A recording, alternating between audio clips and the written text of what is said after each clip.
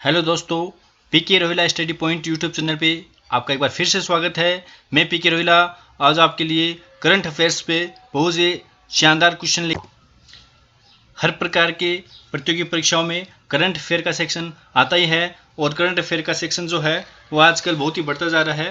तो इसी क्रम में आपको मैं आज करंट अफेयर पे वीडियो बना के लाया हूँ। तो पहला प्रश्न है, हाल ही में किस राज्य सरकार ने सार्वजनिक स्थानों पर मास्क न पहनने वालों पर 500 रुपये का जुर्माना लगाया है? यानी कौन सी राज्य सरकार ने सार्वजनिक स्थानों पर मास्क न पहनने वालों पर और सार्वजनिक स्थानों पर थूकने वालों पर 500 रुपये का जुर्माना लगाया है? तो इसका राइट आंसर हो जाएगा हरियाणा। हरियाणा सरकार ने सार्वजनिक स्थानों पर मास्क न पहनने और सार्वजनिक स्थलों पर थूकने वालों व्यक्तियों पर 500 रुपये का जुर्माना लगाया है। तो इसका राइट आंसर हो जाएगा हरियाणा।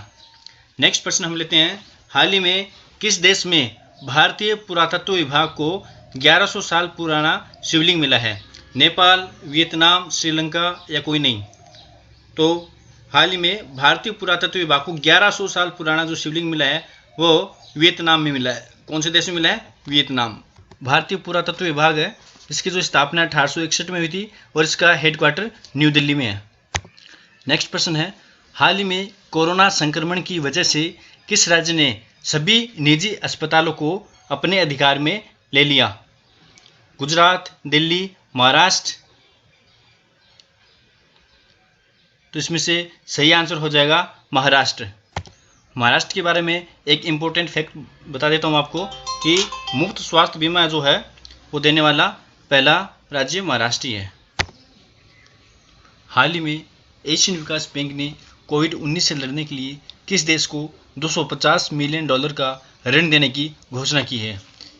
एडीबी यानी एशियन विकास बैंक ने कोविड-19 से लड़ने के लिए धन जुटाने के लिए ये ऋण देने की घोषणा की है। कौन से देश को दी है? बांग्लादेश, नेपाल, पाकिस्तान या इनमें से कोई नहीं? तो इसका राइट आंसर हो जाएगा नेपाल। नेक्स्ट प्रश्न है, हाल ही में S&P ग्लोबल रेटिंग में वित्त वर्ष 2021 में भारत की अर्थव्यवस्था में कितने प्रतिशत की गिरावट का अनुमान लगाया गया है? तो दोस्तों 4.2%, 5%, 2.5% या 3.9%? तो इसका राइट आंसर हो जाएगा 5%। नेक्स्ट क्वेश्चन है, हाल ही में पी कुमारन को किस देश ने भारत का उच्चायुक्त नियुक्त किया है? ऑस्ट्रेलिया, रूस, चीन या सिंगापुर? तो इसका जो राइट आंसर है वो हो जाएगा सिंगापुर। यानी पी कुमारन को सिंगापुर का भारत का उच्चायुक्त नियुक्त किया गया है। सिंगापुर में पी कुमारन को सिंगापुर में भारत का उच्चायुक्त नियुक्त किया है। करंट प्रश्न है, इनको आप याद रखना। नेक्स्ट प्रश्न है, हाल ही में सेबी ने NHAI पर कितने रुपये का जुर्माना लगाया है? 7 लाख, 8 लाख, 4 लाख या 5 लाख? तो उसका जो राइट आंसर है वो हो जाएगा 7 लाख। तो सेबी ने NHAI पर 7 लाख रुपये का जुर्माना लगाया है। अभी सेबी क्या है? तो सेबी का मैं पूरा नाम बता देता हूँ आपको, security and exchange board of India, जिसका हेडक्वार्टर मुंबई में है और वर्तमान में इसके जो चेयरपर्सन है वो अजय त्यागी है। और NHAI का जो मैं पूरा नाम आपको बता देता हूँ, national highway authority of India. National highway authority of India. तो सेबी ने NHAI यानी national highway authority of India पर 7 लाख रुपये का जुर्माना लगाया है। नेक्स्ट क्वेश्चन है, हाल ही में मुज्तबा हुसैन का निधन हुआ है, वे कौन थे? पत्रकार, गायक, लेखक या इनमें से कोई नहीं? तो हाल ही में जो मुज्तबा हुसैन है उनका निधन हुआ है वो प्रसिद्ध लेखक थे। और ये मैं आपको बता देता हूँ, ये उर्दू विषय के लेखक थे, उर्दू के लेखक थे। और इनका जन्म जो है 15/7 यानी 15 जुलाई 1936 में हुआ था। और एक और मैं फैक्ट इनके बारे में बता देता हूँ कि इनको 2007 में पद्मश्री पुरस्कार मिला हुआ है। नेक्स्ट क्वेश्चन है, हाल ही में ओला इलेक्ट्रिक ने कब तक अपना इलेक्ट्रिक स्कूटर लॉन्च करने की घोषणा की है? ओला जो इलेक्ट्रिक कंपनी है उसने कब तक अपना इलेक्ट्रिक स्कूटर बाजार में लॉन्च करने की घोषणा की है? ऑप्शन है 2021, 2023, 2024 या 2025? तो दोस्तों इसका राइट आंसर हो जाएगा 2021। 2021 तक अपना इलेक्ट्रिक स्कूटर लॉन्च कर देगा।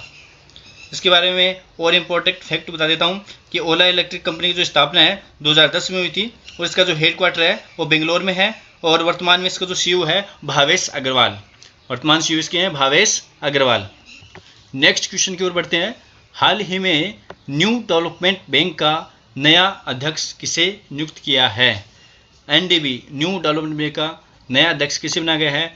सुमन गवानी, मार्कोस ट्रायोज, केवी कामत या इनमें से कोई नहीं। तो इसका जो राइट आंसर है वो हो जाएगा मार्कोस ट्रायोज। अगला प्रश्न है, हाल ही में किस राज्य सरकार ने अपने सभी नागरिकों का स्वास्थ्य डेटाबेस बनाने की योजना तैयार की है? कर्नाटक, हरियाणा, तमिलनाडु या असम? तो उसका जो राइट आंसर है वो हो जाएगा कर्नाटक। तो कर्नाटक ने अपने सभी नागरिकों का जो स्वास्थ्य संबंधी डेटाबेस है वो तैयार करने की योजना बनाई है। नेक्स्ट प्रश्न है, हाल ही में फ्लिपकार्ट ने किस राज्य के मैंगो बोर्ड के साथ समझौता किया है? मणिपुर, हरियाणा, कर्नाटक या दिल्ली? तो दोस्तों इसका जो राइट आंसर है वो हो जाएगा कर्नाटक। तो फ्लिपकार्ट ने कर्नाटक के मैंगो बोर्ड के साथ ये समझौता किया है। तो मैं फ्लिपकार्ट के बारे में आपको बता देता हूँ। इंपॉर्टेंट फैक्ट है कि फ्लिपकार्ट की जो स्थापना है 2007 में हुई थी और इसका जो हेडक्वार्टर है वो बेंगलोर में है और वर्तमान में फ्लिपकार्ट के जो सीईओ है वो कल्याण कृष्णमूर्ति है। कल्याण कृष्णमूर्ति। कर्नाटक के बारे में इंपॉर्टेंट फैक्ट बता देता हूँ जो वर्तमान में करंट में है कि कर्नाटक में जो है online coaching platform get go का शुभारंभ किया गया है कर्नाटक में। इसके अलावा कर्नाटक में एक कोरोना वॉच ऐप का निर्माण किया गया है, कोरोना वॉच ऐप। और इसी के अलावा कोविड-19 जो राहत कोष के लिए धन जुटाने के लिए ऑनलाइन शतरंज टूर्नामेंट करवाने वाला भी राज्य ये कर्नाटक है। तो कर्नाटक से संबंधित ये करंट फैक्ट है, ये आप याद रखिए। हाल ही में ओरिएंटल इंश्योरेंस कंपनी के नए सीएमडी कौन बने हैं? ओरिएंटल इंश्योरेंस कंपनी के नए सीएमडी कौन बने हैं? आभास झा, एसएन राजेश्वरी, सुमन गवानी, ममता कुलकर्णी? तो इसका जो राइट आंसर है वो हो जाएगा एसएन राजेश्वरी।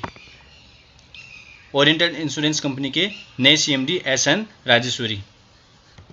नेक्स्ट प्रश्न है, किसने मानव रहित ड्रोन हेलीकॉप्टर का सफलतापूर्वक परीक्षण किया है?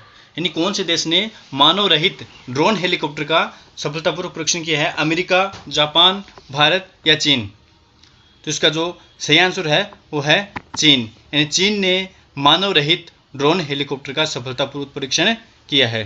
तो दोस्तों चीन के बारे में और भी जो करंट फैक्ट है मैं आपको बता देता हूँ कि पहला मंगल मिशन था जो चीन का, उसने पहले अपने मंगल मिशन का जो नाम दिया है तियानवेन फर्स्ट। याद रखना, चीन का पहला मंगल मिशन उसको जो नाम दिया गया है तियानवेन फर्स्ट। इसके अलावा 2022 में जो एशियन पैरा गेम्स होने वाले हैं वो भी चीन में ही होंगे और चीन ने शिंगयून 201 और 202 नामक दो उपग्रह भी लॉन्च किए हैं हाल ही में। शिंगयून 201 और 202 नाम के से दो उपग्रह इन्होंने लॉन्च किए हैं। इसके अलावा चीन ने नई डिजिटल करेंसी भी लॉन्च की है DCEP नाम से। DCEP digital currency electronic payment नाम से ये नई करेंसी लॉन्च की है। अगला प्रश्न है दोस्तों, हाल ही में कोरोना संकट के बीच विश्व के तीसरे सबसे अमीर व्यक्ति कौन बने हैं? Bill Gates, mark Zuckerberg, Jeff Bezos और रतन टाटा? तो इसका राइट आंसर हो जाएगा मार्क जुकरबर्ग। आप जानते हो फेसबुक के जो संस्थापक है वो है मार्क जुकरबर्ग। तो वो हाल ही में इस कोरोना संकट की घड़ी के बीच भी विश्व के तीसरे सबसे अमीर व्यक्ति बने हैं। तो वीडियो देखने के लिए धन्यवाद और आप इस चैनल पर बने रहें। यदि आप इस चैनल पर नए हैं तो चैनल को सब्सक्राइब करें, वीडियो को लाइक करें, कमेंट करें और इसी प्रकार से मैं आपके लिए नए नए वीडियो लाता रहूँगा करंट अफेयर्स पे, कंप्यूटर पे और राजस्थान जीके पे और अन्य सभी प्रकार की पटवार रीट की परीक्षाओं की तैयारी